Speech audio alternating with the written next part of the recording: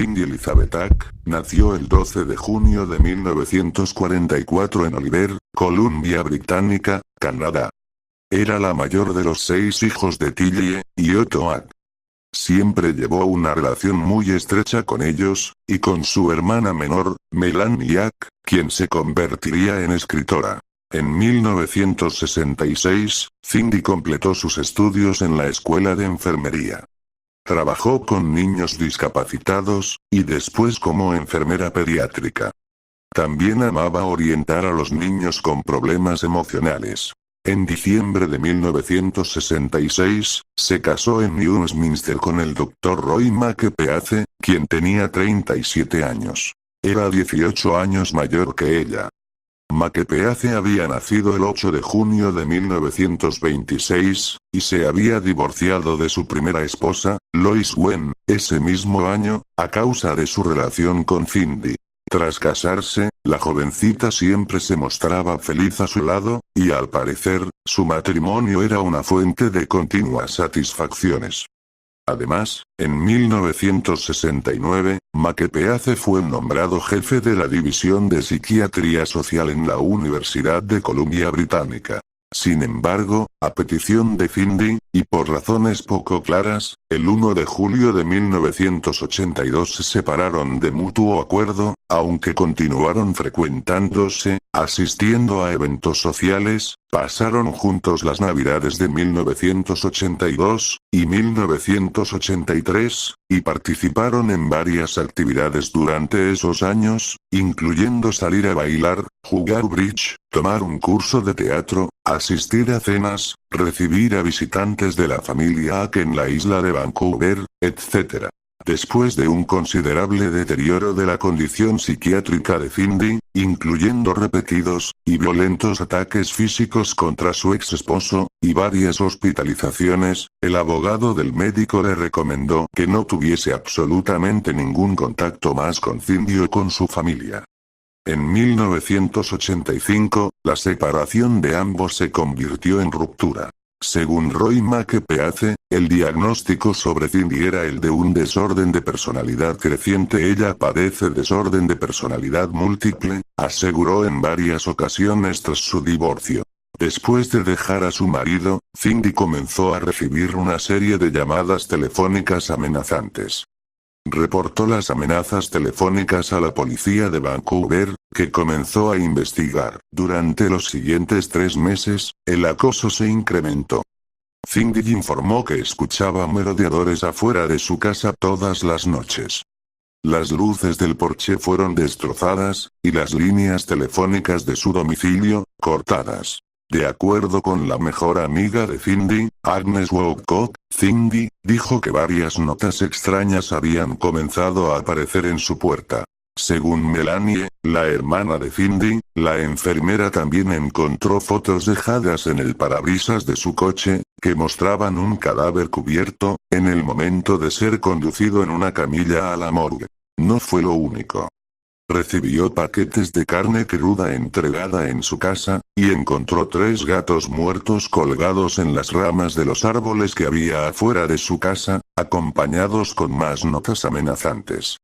Otros gatos muertos fueron dejados afuera de su casa, con una cuerda alrededor del cuello, y una nota diciendo: "Tú eres la siguiente", con letras recortadas de periódicos. También experimentó daños a su propiedad, e intrusiones en su domicilio, incluyendo ventanas rotas, una almohada recortada a tijeretazos, y un incendio provocado. La policía estaba investigando, pero a medida que pasaba el tiempo, empezaron a dudar de sus historias. Pese a ello, vigilaban constantemente las inmediaciones. También parecía bastante extraño que Cindy pasease a su perrita a altas horas de la noche, sola, cuando al parecer temía ser atacada. Su perra, Heidi, fue robada, y encontrada días después, temblando de miedo, y revolcada entre sus propias heces, con una cuerda atada fuertemente alrededor de su cuello, amarrada a un árbol. Por temporadas, el acoso parecía detenerse, para después comenzar de nuevo, dejando a Cindy cada vez más desestabilizada. Comenzó a escribir un diario, donde expresaba su desesperación. Finalmente, contrató a Otzi Caban, un prestigioso investigador privado local. Caban informó que Cindy era evasiva, y retenía información. No parecía confiar tampoco en él. Su madre pensó que su hija estaba renuente a decir la verdad porque estaba amenazada, y temía por su hermana, y sus padres. El investigador privado instaló luces de emergencia en su residencia, y le dio un radio de 2 vías, así como un botón de pánico. Una noche, Caban escuchó ruidos muy extraños provenientes de la radio, y corrió a la casa. Encontró a Cindy en el suelo del pasillo, con una nota atravesada por un cuchillo de cocina hundido en su mano izquierda, que había quedado clavada al piso. El mensaje decía: "Eres una perra muerta". Tenía además una media negra de nylon atada alrededor del cuello. La presencia de una media negra se convertiría en la firma que acompañaría los ataques. Caban buscó el pulso, y pensó que estaba muerta. Cindy fue hospitalizada. Cuando se recuperó, solo recordaba que alguien había clavado una aguja en su brazo. La policía no buscó huellas digitales. Para ese momento, estaban cansados de todo aquel asunto, y aseguraban que la misma Cindy había montado aquella escena.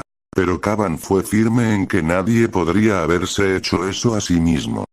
Fue sometida a varias sesiones de hipnosis, y pruebas de polígrafo, para tratar de llegar al fondo del asunto, pero se consideró que estaba demasiado traumada para ser una buena candidata. Las amenazas telefónicas continuaron, pero nunca podían rastrearse porque eran demasiado cortas. Nunca hubo ninguna llamada cuando la policía vigilaba las 24 horas, así que sus sospechas sobre la responsabilidad de la misma Cindy crecieron. Los incidentes ocurrían siempre que no había agentes cerca. Sus padres pensaban que el atacante era lo suficientemente inteligente como para permanecer lejos en los momentos adecuados, con el fin de hacer que Cindy pareciera más y más sospechosa. Cindy le dijo a la policía que creía que su torturador era su exmarido, Roy Makepeace. Se animó a llamarlo por teléfono para enfrentarse con él, y los agentes grabaron la conversación. Durante la conversación, Roy negó totalmente cualquier participación en el acoso. Esta cinta fue parte importante de la investigación policíaca. Para Makepeace, su ex esposa no era más que una psicótica con delirio persecutorio que padecía alucinaciones, y tenía personalidad múltiple, se causaba daño a sí misma, y vivía en una fantasía paranoica. La policía de Vancouver, y la Real Policía Montada de Richmond investigaron a Roy Makepeace, como el principal sospechoso durante 5 años, dando lugar a la investigación policíaca más larga y costosa en la historia de Columbia Británica. Nunca obtuvieron pruebas en su contra. Cindy se mudó a una nueva casa, pintó su coche, y cambió su apellido a James. Pero nada de eso funcionó. Las llamadas, los mensajes anónimos, y los ataques continuaron. En una ocasión, fue encontrada tirada en una zanja a 3 kilómetros de su casa, vestida con botas de trabajo de hombre, y un guante. Sufría de hipotermia, y tenía cortes, y contusiones en todo el cuerpo. También tenía otra media de nylon negro atada alrededor de su cuello. Había sido violada, pero la policía soslayó este hecho, aseverando que seguramente había tenido sexo previamente. No recordaba el evento, y pidió a sus padres que se quedasen con ella en el hospital. Se fue unos días a casa de su amiga Agnes Woodcock, y de su esposo, Tom. Una noche, fueron despertados por ruidos en el sótano, y vieron llamas. Tras darse cuenta de que el teléfono estaba cortado, salieron para avisar a los vecinos. Vieron a un hombre en la acera, y le pidieron que llamase a los bomberos, pero el hombre salió corriendo. La policía determinó que el fuego se inició desde el interior de la casa. No había huellas dactilares en la ventana que el autor podría haber utilizado para entrar. Los agentes, que ya sentían franca animadversión hacia la atormentada mujer, determinaron que Cindy había provocado el fuego. Incluso bautizaron a su elusivo perseguidor con un nombre burlón: el hombre invisible. Debido a la naturaleza cada vez más violenta de las agresiones, Cindy James hizo múltiples esfuerzos para ocultar su identidad, que incluyeron vivir en casas móviles, volver a pintar su coche de otro color, mudarse constantemente. En 1985, la tensión la llevó a sufrir un colapso nervioso. Su médico la internó en un hospital psiquiátrico local. Cindy se puso muy deprimida porque sentía que su credibilidad había sido destruida, y que nadie aceptaba que alguien la quería muerta, o la empujaba hacia la locura. Para entonces, había reportado más de 100 incidentes, que la policía ya ni siquiera se tomaba la molestia de investigar. Su vida fue un infierno en vida, y durante su hospitalización, escribió en su diario que desde tiempo atrás pensaba en suicidarse. El 2 de junio de 1988, casi exactamente un año antes de que llegara el extraño desenlace, escribió en su diario: "Estoy tan sola. Nadie en el universo va a entender esto jamás. De alguna manera, yo vivo en una realidad diferente a los otros. Existo junto a ellos, pero siempre por separado. He sido atormentada, y acosada por alguien que me conoce lo suficientemente bien como para saber lo que realmente me duele. Siento una gran necesidad de justicia, pero tengo que aceptar que nunca la obtendré". 10 semanas más tarde, ella salió del hospital. Al salir le dijo a su padre, Otto Ack, que finalmente sabía quién era el agresor, y pensaba confrontarlo. No quiso decir de quién se trataba. Por esos días, el investigador privado logró grabar una de las llamadas amenazantes. Es la única que se conserva y en ella una voz de mujer dice solamente 3 palabras, en un macabro susurro: "La muerte llegará". El 25 de mayo de 1989, 6 años, y 7 meses después de la primera llamada telefónica amenazadora, Cindy desapareció. Había ido al centro comercial para cobrar su cheque de pago del hospital, y hacer algunas compras de comestibles. Ese mismo día, su automóvil fue encontrado en un estacionamiento del barrio. En su interior había víveres, y un regalo envuelto. Había sangre en la puerta del lado del conductor, y el contenido de su bolso estaba bajo el coche. La policía no la buscó. Suponían que se trataba de otra de las supuestas escenas de Cindy.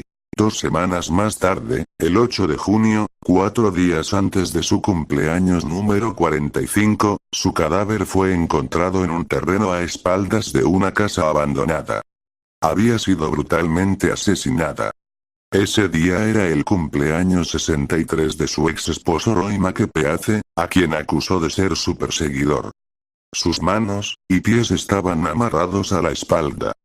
Una media de nylon negro estaba atada fuertemente alrededor de su cuello, estrangulándola. Había sido golpeada, y su cadáver estaba lleno de contusiones. Tenía una marca de inyección en el brazo derecho. Los agentes no encontraron ninguna aguja cerca de su coche, o en torno a la escena del crimen. La necropsia reveló que su muerte se debió a una sobredosis de morfina, y otras drogas. Se inició una investigación pública en la que 84 testigos fueron llamados a declarar. El hombre visto en la acera, que huyó durante el incendio, fue considerado un sospechoso. Pero nunca pudo ser identificado. Pero el sospechoso más probable era un hombre llamado Patrick McBride. Era amante de Cindy, y trabajaba como policía, aunque ella nunca supo este hecho. McBride siempre le ocultó a la mujer su profesión. Muchos señalaron en su dirección. Era lógico que él supiera cuando los otros agentes estaban vigilando la casa, o interviniendo los teléfonos, y de esa forma siempre estaría prevenido. También sabría cómo no dejar huellas, o causar daño sin dejar rastros. ¿Cuáles podrían haber sido sus motivaciones? Los celos, un simple deseo sádico, o el contubernio con el ex esposo de Cindy. El caso es que la policía jamás lo investigó. Enlodar con la sospecha homicida a otro policía era demasiado para ellos. Además, Cindy les era antipática. En Vancouver, el forense dictaminó que su muerte no fue un suicidio, un accidente, o un asesinato. Se determinó que había muerto a raíz de un evento desconocido. La policía, que había dejado de protegerla, declaró oficialmente que se había suicidado. Dispuestos a continuar con su burlona hipótesis sobre el hombre invisible, no investigaron la posibilidad de un homicidio, enfocando todos sus esfuerzos en tratar de demostrar que se había quitado la vida.